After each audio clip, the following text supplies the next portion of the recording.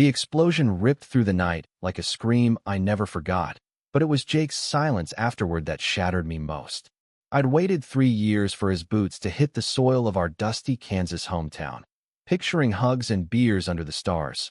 But when he stepped off that Greyhound bus, his eyes were hollowed-out ghosts, scanning the crowd without landing on me. In that frozen instant, as rain slicked his buzzed hair and he shouldered his duffel like it weighed 1,000 regrets, I knew the boy who'd promised to come back unchanged had died in some godforsaken desert, leaving this stranger in his skin. I was the first to spot him, leaning against my beat-up Ford in the parking lot of the old depot, the one with the flickering neon sign that read, "Welcome home," like a cruel joke. The crowd, mostly family and faded flags, thinned out quick, their cheers dissolving into awkward small talk. But Jake just stood there, unmoving, until our eyes locked across the wet asphalt. "Alex," he said, voice flat as the prairie, not a question, not a warmth, just my name like a checkpoint. I crossed the distance in seconds, pulling him into a hug that he endured stiffly, his body a wall of muscle and memory, smelling of jet fuel and something sharper, like loss etched into his pores. "You're home, man," I whispered, throat tight. But he only nodded once, pulling back to grab his bag, as if touch was a luxury he'd unlearned overseas. We drove in silence back to my place on the edge of town, the wipers slapping rhythmically against the downpour, headlights cutting through sheets of gray that mirrored the storm in his gaze. My apartment was a shoebox above the hardware store where I worked shifts stocking nails and paint cans, nothing fancy, but it was mine. Posters of indie bands peeling at the edges, a fridge humming with takeout remnants, the faint scent of coffee grounds lingering like old habits. Jake dropped his duffel by the couch without a word, surveying the space like it was enemy territory, his fingers drumming a ghost rhythm on his thigh, the one I'd seen him do back in high school when tests loomed or bullies circled. "You can crash here as long as you need," I said, forcing lightness into my voice, flipping on the lamp to chase shadows from the corners. "Mom's been asking about you. Said to tell you the porch swings, still waiting for those late-night confessions."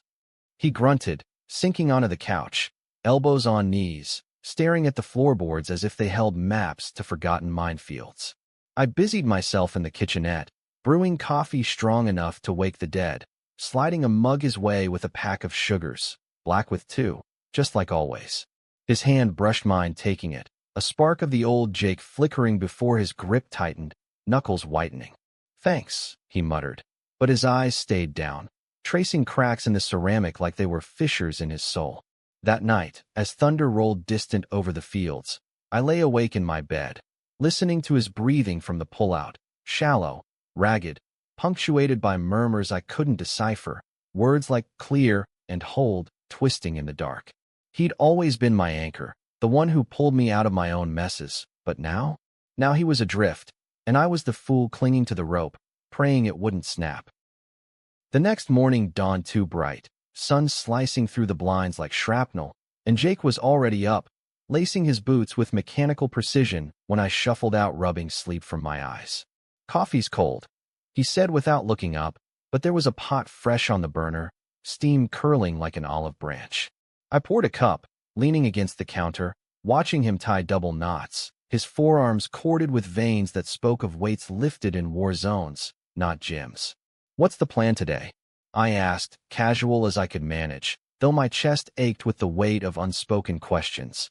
About the scars peeking from his collar, the way he flinched at sirens on the radio last night. He paused, boot half-laced, and for a heartbeat, his mask slipped, vulnerability cracking through like dawn on frost. "Don't know. Walk. Clear my head." Then the wall slammed back up. "You got work?" I nodded, grabbing my keys, the routine of it all feeling absurdly normal against the chasm between us. "Hardware store.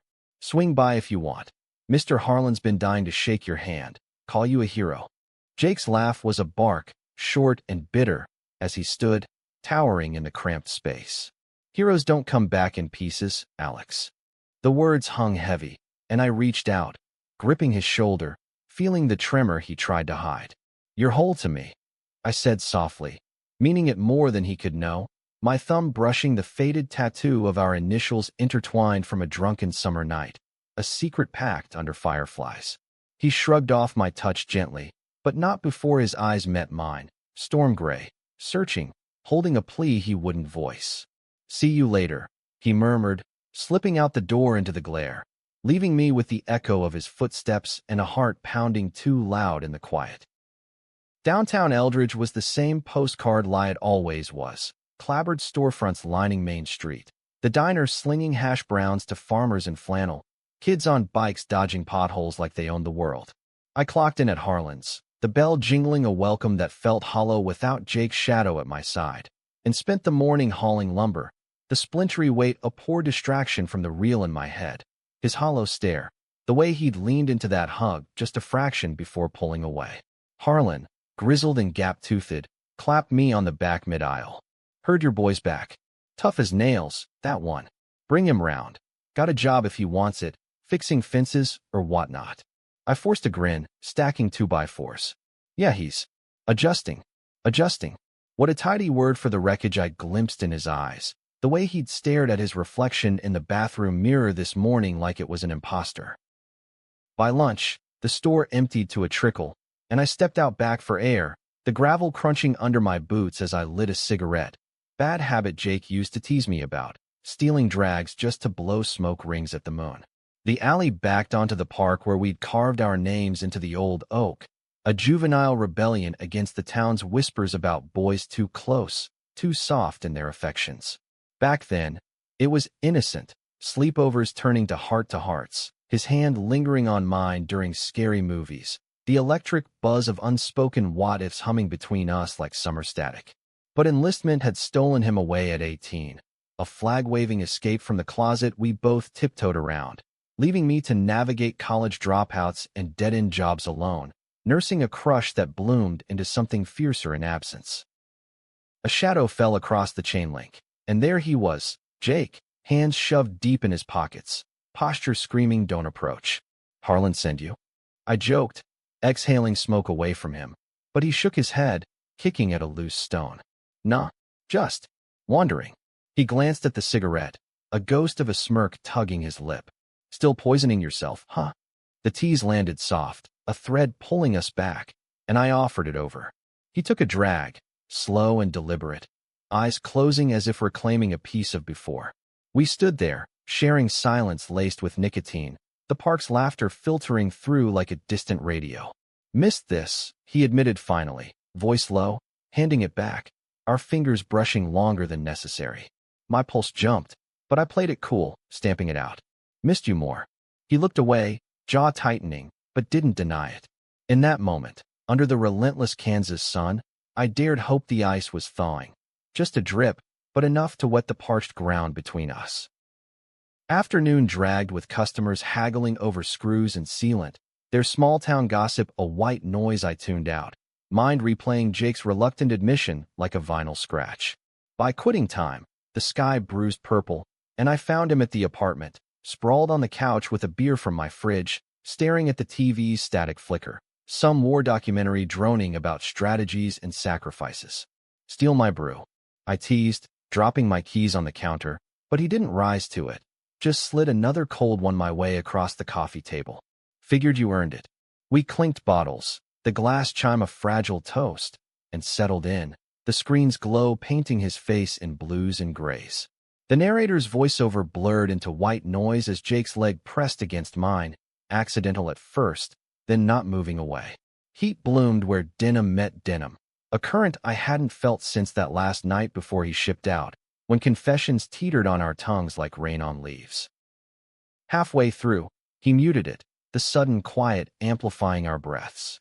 "Alex," he started, rubbing his neck, the gesture boyish amid the man he'd become. "I saw things. Did things." His voice cracked, and I turned, giving him my full gaze, the one that said "I'm here, no judgments." "You don't have to, I do," he cut in, fierce, eyes locking on mine with an intensity that pinned me. Over there it was survival, no room for weakness. For this. He gestured vaguely between us, the air thick with the unsaid, the letters I'd written but never sent, the dreams where his arms weren't barriers but havens. My heart hammered, words tumbling out before I could cage them. "This? You mean us? Jake, we've always been complicated. He finished, standing abruptly, pacing the rug like a caged wolf. Town like this, they whisper. Army, they drill it out of you. I came back to forget, not stir it up. But his eyes betrayed him, hungry, haunted, pulling me under. I rose too, closing the gap, my hand finding his arm, solid, trembling. Stir it up? Or face it? The question hung, electric, and for a beat, he leaned in, forehead to mine, breath mingling hot and ragged. The world narrowed to that point of contact, years of longing coiling tight. But then he jerked back, curse slipping low. Can't. Not yet. He grabbed his jacket, bolting for the door, leaving me adrift in the echo of almost. Outside, night swallowed him, and I sank to the couch, beer forgotten, the documentary's muted bombs blooming silent on screen, a mirror to the blast in my chest. He'd let me close, closer than anyone, but the ice held fast, cracking just enough to bleed. Days blurred into a tense rhythm, mornings of black coffee and averted eyes, Jake vanishing on walks that stretched hours, returning with dirt-caked boots and silences heavier than humidity. I'd catch glimpses. The way he'd linger at the kitchen table sketching maps on napkins, coordinates to nowhere, or how he'd freeze at the diner when old-timers slapped his back too hard, calling him Soldier Boy, with beer-soaked pride. Eldridge embraced him like a prodigal, potlucks and parades in his honor, but he shrank from it all, volunteering for odd jobs at Harlan's just to hammer nails in solitude, avoiding the spotlight that burned. I watched from the sidelines, stocking shelves or wiping counters at the counter job I'd picked up evenings, my own life a holding pattern around his orbit. One evening, as cicadas screamed their prelude to fall, we ended up at O'Malley's, the dive bar on the outskirts where neon buzzed cold ones, and peanuts crunched underfoot like confetti from forgotten fights. Jake had suggested it. First time he'd initiated anything. And I jumped at the chance, sliding into the booth with a pitcher between us, foam spilling like overeager apologies. To homecomings, I toasted, clinking his glass, but his smile was a ghost, eyes scanning the room like perimeters. The jukebox wailed some Springsteen dirge about highways and heartaches, and locals nodded our way, Tommy Greer from high school sliding over with a round on him. Jake Harlan, back from the sandbox, huh? Tell us stories, man, blow us away. Jake's grip tightened on his mug, knuckles blanching, but he forced a nod. Nothing to tell. Just glad to be dry. Tommy laughed, too loud, clapping Jake's shoulder, harder than friendly, and something snapped. Jake shrugged him off, standing so fast the bench scraped, voice low thunder. Don't. The bar hushed, eyes pinning us like spotlights, and Tommy blinked, hands up. Whoa, easy hero. Just messing. But Jake was already moving, shoving through the door into the gravel lot, night air thick with regret. I followed, finding him braced against my truck, breath sawing, fists clenched white. Hey, I said soft, hands up like approaching a spooked horse. He's an ass. Always was. Jake's laugh was hollow, head thunking back against metal. It's not him. It's everything. They look at me like I'm fixed, unbreakable. But I'm human, I supplied, stepping closer, the gravel shifting under us. And you're allowed to break, Jake. With me, at least. He turned then, eyes raw, the bar's neon reflecting fractured in his gaze. Why you? Why stick around for this mess? The question gutted me, vulnerability stripped bare, and I closed the distance, cupping his jaw, rough stubble under my palm, his pulse rabbiting. Because it's you. Always has been. Time suspended, his hand covering mine, holding instead of fleeing. The air charged with the precipice we'd danced around since boys trading comic books under blankets. Then, a car horn blared from the road, shattering it, and he pulled away, but slower this time, lingering. Drive me home, he asked, voice husky, and I nodded. The engine's rumble our only companion as stars wheeled overhead, promising more storms ahead. Back at the apartment, the air hummed with unfinished business, Jake shedding his jacket like armor, revealing the t-shirt clinging to his frame, sweat damp from the bar's heat. I cracked windows to let in the cricket chorus, pouring water instead of whiskey, handing him a glass our fingers tangling brief. A spark, acknowledged now. He drank deep, throat working, then set it down, facing me across the counter. That night before I left. I almost said it. My breath caught. The memory flooding. Porch swing creaking, his knee against mine, words dying on parted lips as headlights swept the drive. Me too. I confessed, voice steady despite the quake inside. Thought the army would fix you. Make you forget. He winced, leaning forearms on Formica. It didn't. Made it worse.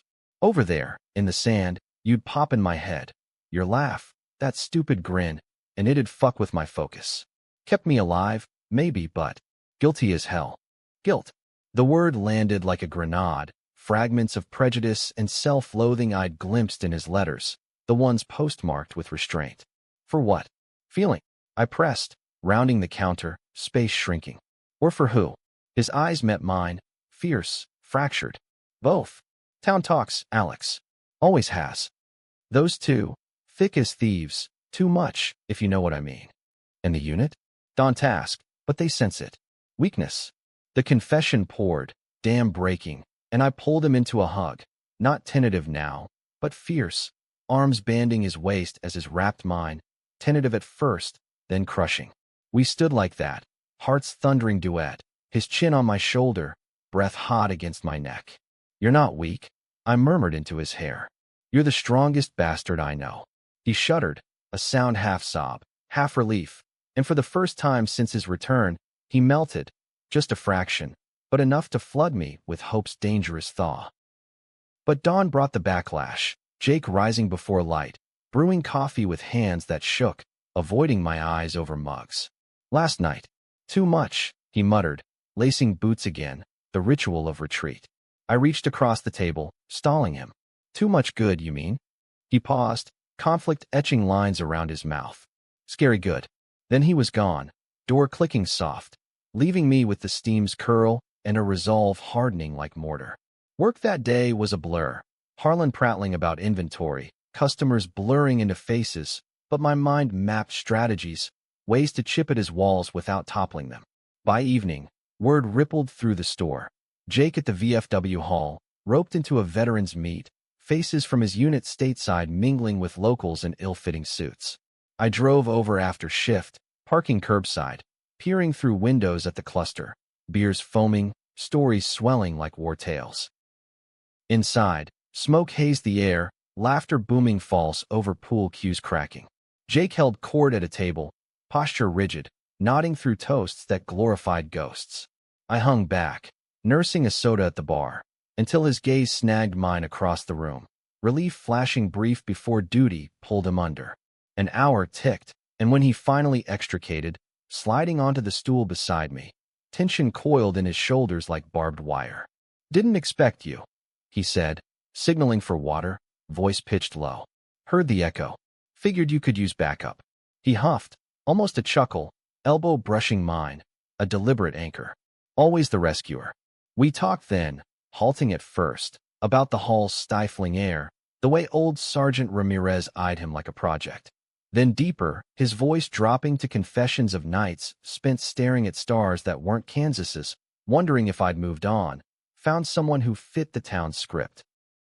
The bartender, a grizzled vet named Lou, refilled glasses with knowing winks, but judgment lingered in corners, whispers slithering when Tommy Greer stumbled in, 3 sheets to wind, spotting us close. Well, looky here. Reunion special. He slurred, leaning heavy on the bar, breath sour. You two still glued at the hip?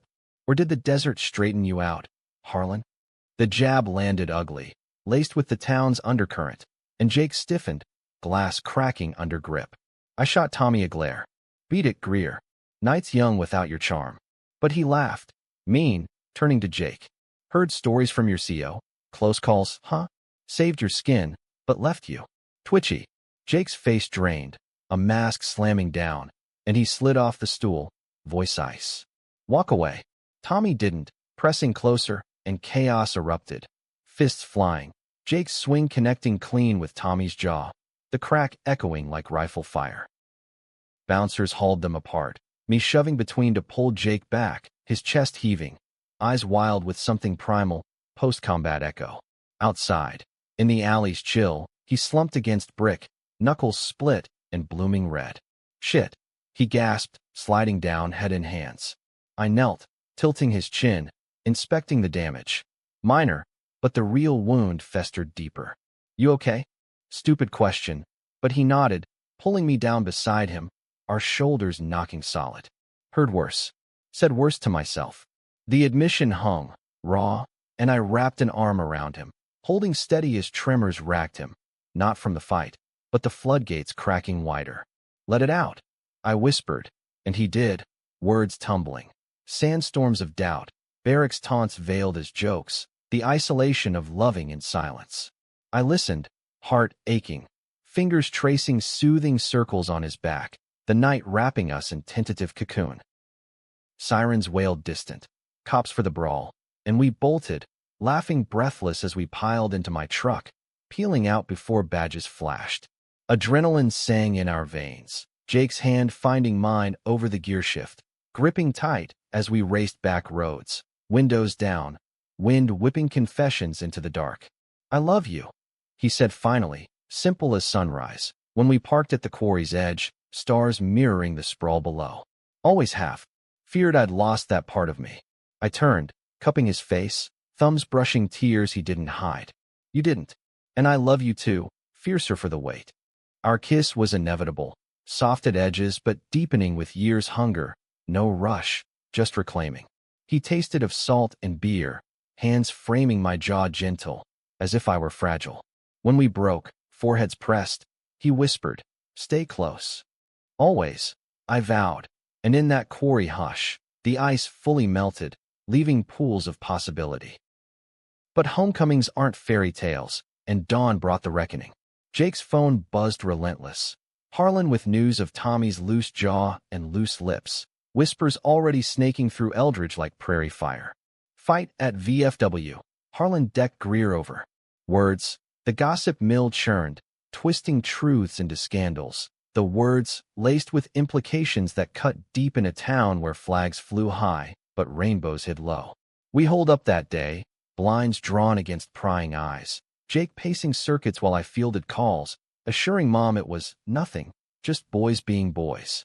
But inside, tension simmered, his guilt a live wire, sparking doubts. Ruined it already, he muttered, staring at his bandaged knuckles. Can't even have one night without dragging you down. I pulled him to the couch, legs tangled to ground him. Down? This is up, Jake. Facing it together, that's the win. Afternoon shadows lengthened when a knock rattled the door. Tommy, sporting a shiner, flanked by his brother Cal, both sheepish in flannel. Heard about last night. Cal started, hat twisting in hands. Tommy sorry. Mouth runs faster than brain. Tommy nodded, eyes downcast. Was drunk. Didn't mean. You know. The apology hung awkward, laced with the town's code. Forgive the punch, ignore the poison. Jake eyed them from the peephole, jaw set, but I opened it, letting bridge building in. Beer's cold if you want to talk it out. I offered, and surprise flickered, begrudging nods as they filed in, the apartment shrinking under 4 grown men navigating minefield words. Beers cracked, stories swapped. Not war tales, but high school hijinks. The time we TP'd the principal's oak, laughter easing knots. As they left, handshakes firm, Tommy lingered at the door. For what it's worth, you two?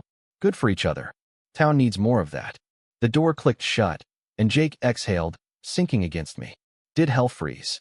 I chuckled, kissing his temple. Just Kansas thawing. But peace was fleeting. Evening brought Lou from the bar, hat in hand, eyes serious. Brass at the hall. Tommy's spinning it like you started it, Jake. Might need a statement. Jake's face shuddered, but he nodded, voice steady. I'll go in tomorrow. Own it. Alone again. We cooked, spaghetti from a box, sauce simmering like slow revelations. And over plates, he opened wider.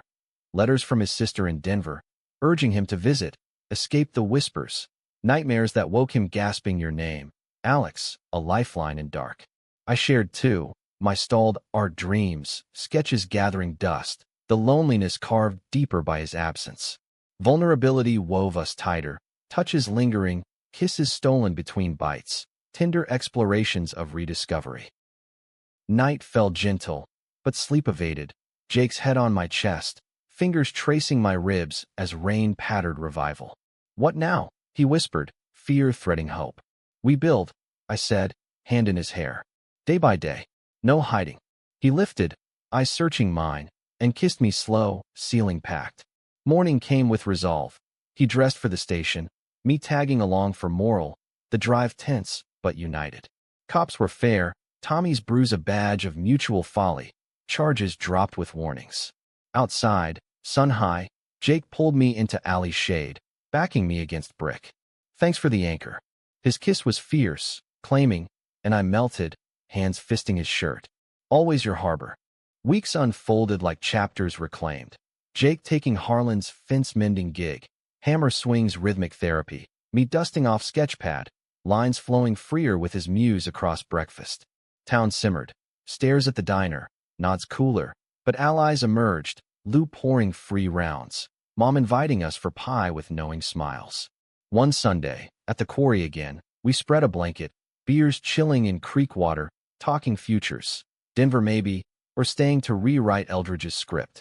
Together, he said, hand in mine, rings glinting future promises. But conflict brewed subtle. His sister's call, voice edged with worry. Mom's asking questions, Jake. About you and Alex. He stiffened beside me, phone hot in grip. It's good, Sarah. Real. Pause, then her sigh. Just. Careful. Small minds here. The warning lingered, seeding doubt, and that night, as we lay tangled, he voiced it. What if it's too much? For you? I propped on elbow, tracing his scar, a jagged line from shrapnel, hidden under shirt. Too much was you gone. It's everything. But seeds sprout, and next day, at Harlan's, a customer. New face, oil worker transient. Overheard gossip, cornering me in aisle. That vet buddy of yours? Punching locals over fairy tales? Watch your back, kid. The slur slithered, igniting fury, but I held, voice even. Mind your stock. We're solid. He shrugged off, but venom stuck, and when Jake swung by for lunch, I spilled it, expecting rage. Instead, quiet resolve. We'll show 'em. Live loud. Climax brewed at the county fair. Eldridge's annual bash. Ferris wheel creaking against harvest moon, air thick with fry grease and fiddles. We win as us, hands brushing open, his arms slung casual over my shoulder amid hay bales and pie contests. Laughter flowed easy at first, old friends clustering, beers in hand, but Tommy's crew lurked, whispers amplifying under lights. Then Sarah arrived unannounced, sweeping Jake into hugs, her Denver polish clashing with flannel C.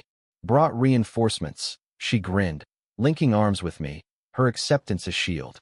But tension spiked when Cal, 3 whiskeys deep, cornered Jake by the ring toss. Heard you're shacking up. That true? Jake's jaw ticked. Yeah, problem. Cal's laugh boomed false. Just. Surprising. Thought the army cured that. The crowd hushed, eyes pricking, and Jake stepped forward, voice steel. Cured? It taught me to fight for what's mine. You got issue, say it plain. Cal flushed, fists balling, but Sarah inserted, sharp. Back off, Cal. Love's not your battlefield. Melee loomed, but cooler heads, Lou materializing, Harlan hauling Cal away. Diffused it, leaving Jake shaking, me pulling him to the midway's edge. Breathe, I urged, hands framing his face, thumbs stroking calm. You're enough. We're enough. He nodded, burying face in my neck, but tears wet my collar. Release, not defeat. We wandered then, Ferris climbing slow, town sprawling below like a map we'd redraw. At top, locked in gondola sway, he kissed me deep, world tilting. Marry me. The question burst, raw, and I laughed through tears. Hell yes. Fall deepened, leaves carpeting streets gold, our engagement a quiet ripple, Mom's tears joyful, Harlan toasting at the store. But prejudices lingered, a customer quitting Harlan's over politics, whispers at church potlucks turning to outright cold shoulders. Jake's nightmares resurfaced, deployment echoes triggered by fair fallout. Nights I'd wake to his thrashing, holding him through sweats. Sorry, he'd gasp, but I'd shush, share it. Lightens. Therapy beckoned, VA sessions in Wichita, me driving. Waiting in lobbies with dog-eared magazines, his returns quieter but lighter. Friendship wove deeper too, Sarah visiting. Us 3 hiking bluffs, her stories bridging his gaps. Even Tommy thawing, A awkward coffee where apologies flowed two-way. Winter whispered in. First snow dusting the oak in the park, us carving deeper initials, entwined with dates, promises etched permanent. One eve, fire crackling in borrowed cabin from Harlan, Jake knelt again, ring simple silver. Forever. Eternity. I vowed, sealing with kiss that spanned horizons. Surprises lingered, a letter from his CEO, praise for resilience. My sketch of us, framed for his nightstand, muse immortalized. Conflicts crested gentle now. Family dinners tense with questions, but truths aired. Prejudices cracking under persistence. High school bullies faded to footnotes. Town evolving slow. Our love the quiet revolution. Spring bloomed defiant. Wedding small under that oak. Vows exchanged in sun-dappled hush. Friends toasting with cider. Sarah maid of honor fierce. Jake's eyes, once ice, now warm oceans, holding mine as we danced slow to Springsteen, world fading to just us. Only you, he murmured, and I smiled. Always close. The boy returned, thawed, whole, our story not ended, but unfolding, page by resilient page.